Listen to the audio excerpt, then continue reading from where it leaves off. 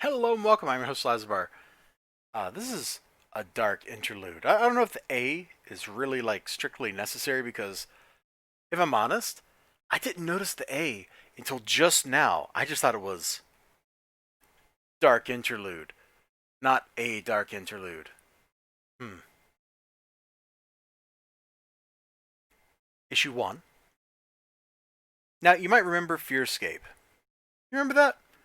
This is basically the sequel to Fearscape, which is funny because in the 2 pages of text that start the book off, not a good look. And then in the narration here, uh, we oh readers, what a joy a new tale brings. Da da da da da. So the overly florid speech by our unreliable narrator Henry is like, don't call it a sequel. Ignore any critic who labels it a sequel. It's right there. He says it. Well, it's a sequel, or it's at least a follow-up story set in the same world. Now we've got the hero from all the stories, and some past authors, or past greatest author. I forget like exactly what this dude's role was, but I think he used to be one of the hero authors. If you don't remember the premise of the story, I guess I should talk about the premise. So once a generation, and the book does fill you in on all this stuff, by the way. The book tells you basically what this setup is, what these kind of what's going on, and the idea is once a generation or so, the muse picks somebody, the world's greatest creator, artist, writer, whatever, to come into the fearscape, do battle with humanity's greatest fear, and then slay it. That's the idea of the world of the fearscape. The problem is, the world's greatest creator at this time, Henry, is kind of locked up in a psychiatric institute because he kind of killed his arthurial mentor and the muse. And, well, here they are.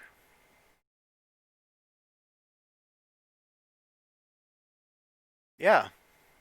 And so we're here in the Fearscape with a couple of entities hanging out in the Fearscape.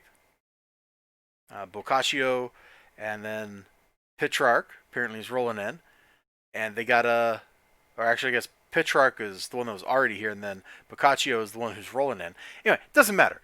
They're trying to hold off the fears, but the fears are growing and growing in strength because they need a new hero to go slay the greatest fear. Except they can't get a new hero because literally, they have one. His name is Henry. It's right there. You can see it. Henry. What a great name, by the way.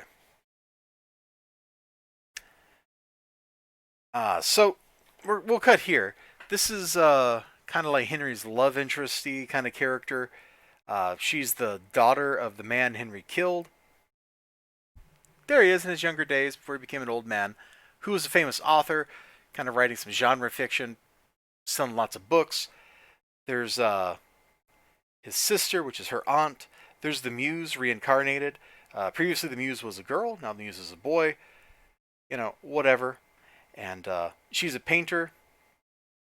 And she is here because she's going to get fired from her job at a book publisher if she can't get some kind of deal going to, sell books. So at the start here, she's trying to get her niece to be like, yo, can we reprint your father's books? And the niece is like, no, not after what he did to Henry and who knows how many other people. We shouldn't be selling his stuff anymore. Man was a sick man. He was out there molesting people. And I probably just got demonetized for saying that. Uh, so there's a lot of like family tension here. Anyway, she goes to visit Henry. Things don't go so well. Something surprising happens. We haven't even talked about the stuff in the Fearscape because something even more surprising happens there because the hero of 1,000 Stories, or whatever his name is, goes down to the dungeon where the Muse had locked away a previous hero who did not die. who did not give up their secret, their greatest fear, at the moment they were supposed to, and so they didn't die, so they're still in the story even though they shouldn't be. And he gets that guy out, and that guy takes us on a journey into like his library, and there's all sorts of crazy stuff. This is some very high concept stuff. I was talking about this a couple minutes ago doing a review of Dark Knight's Death Metal, and talking about how the story, like you got a story that's like a story, like I'm telling a story, and then you have a story about the story. And Death Metal is like, we're going to tell a story about how we're going to tell a story. This is like telling a story about how you tell stories when you're telling someone a story. We've just added like another layer of meta-ness onto this. This is a very meta kind of review. There's so much going on in this issue. I kind of give books flack sometimes for not having enough going on. And even though this book is just a lot of talking, there is a lot of really high concept, heavy stuff being thrown around that I don't know how it's going to play out in the rules of their universe, which makes it pretty exciting. Because their universe is pretty simple.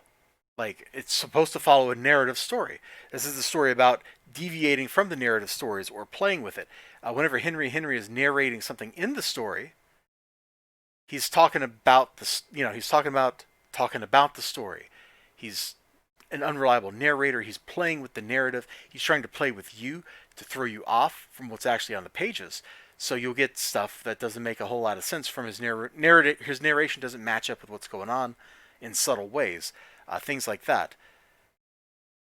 It's very clever.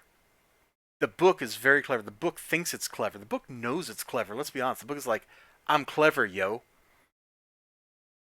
So read me. And if you feel like playing around with those kind of like very high concept things in a comic book, this is definitely like the series you should get in on. I know I haven't done a good job of showing that stuff off, but to really show that off, well, I like the back cover. To really show that off, I would just have to show you like every page in the book.